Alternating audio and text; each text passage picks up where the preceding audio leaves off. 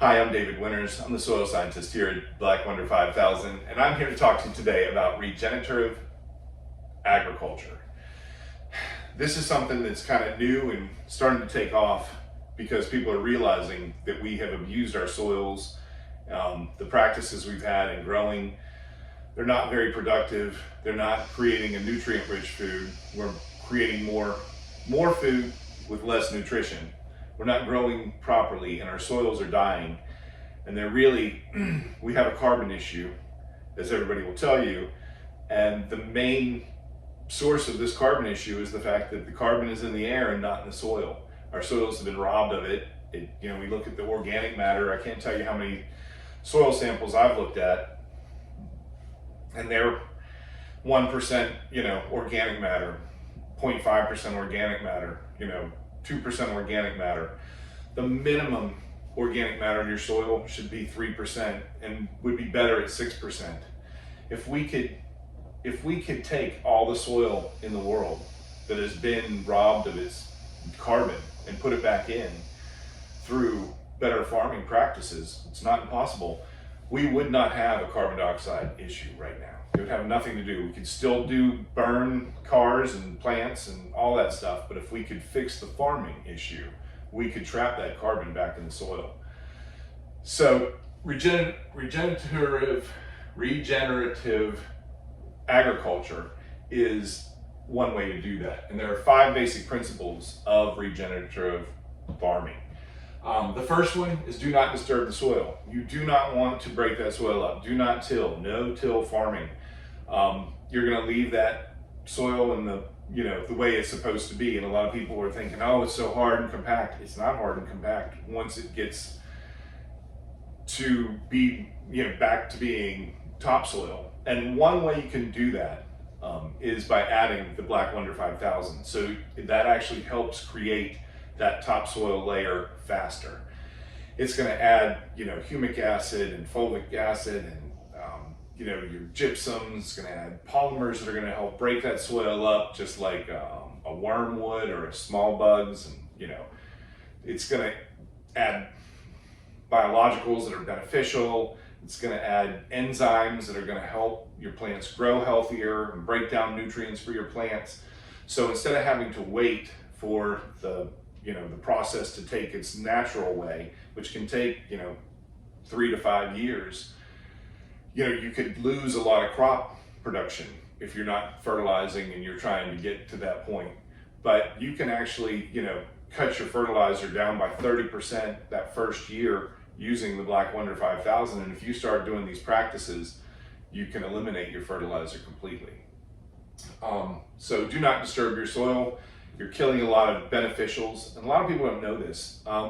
Whenever we treat our soil, when we till it up, and whenever we spray our pesticides and our herbicides and our fungicides, we're killing the bad things that we need to kill. But what we don't understand is if you take a teaspoon of soil, you will have about 30,000 different species of animals, like genus and species, in that teaspoon. 30,000 different species. That's not how many different how many organisms total. That's just the different species that are in there. So that's in a tablespoon. And we understand 1% of what those organisms do in the soil. So when you're spraying out your pesticides and herbicides and those things, you're killing things, and we don't know what things you're killing that are actually beneficial to the plants. So we do a lot more harm when we spray than when we don't. And if you grow a healthy crop, bugs cannot digest it, so they will not attack your crop. Bugs have a digestive system that is built to eat dead or dying plants. So as plants are starting to die and they lose sugars and they're unhealthy, bugs are designed to eat those things, to eat them away. Otherwise, bugs would have destroyed all the plants on the earth and they would have just taken over. So bugs cannot eat healthy plants. If bugs are on your plants aren't healthy. Best way to have healthy plants is to have healthy soil, and this is going to help you do that. Second principle, keep the soil surface covered. You should always have a cover crop. Never leave that soil without something growing on it.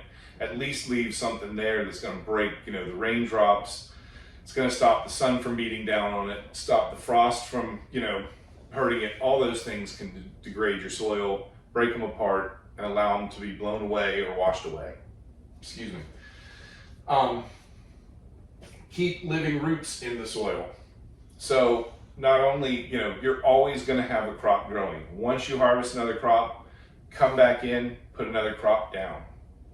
You want to keep something growing there all the time. If you don't have those live roots, you lose your mycorrhiza, you're going to lose your protozoa, your bacterias.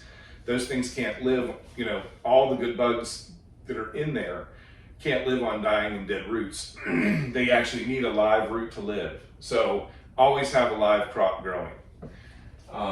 Fourth one is grow a diverse range of crops. Nature doesn't grow just one thing. You go out and, your weedy pasture and there's 10, 15 different types of plants out there. The more crops you grow, the healthier your crop's going to be. So if you can grow a crop that you can separate out at harvest or after harvest, that would be best. That would work out better for you. But if you're trying to do a monoculture, again, the BlackWonder will help you get to that point. It will help you, keep that soil healthy, but you're going to have to continue to use it year after year after year if you can't, follow these steps. So the BlackWonder can substitute the fact that, one, you want to get to, that 5th year of regenerative agriculture, but while you're trying to get there, this will help supplement it. Or if you can't do these things, this will actually help supplement that, and it helps create topsoil for you. That 5th one can be kind of hard. Bring in grazing animals. So you might have a field where you're normally growing your wheat, your soybeans, whatever that is.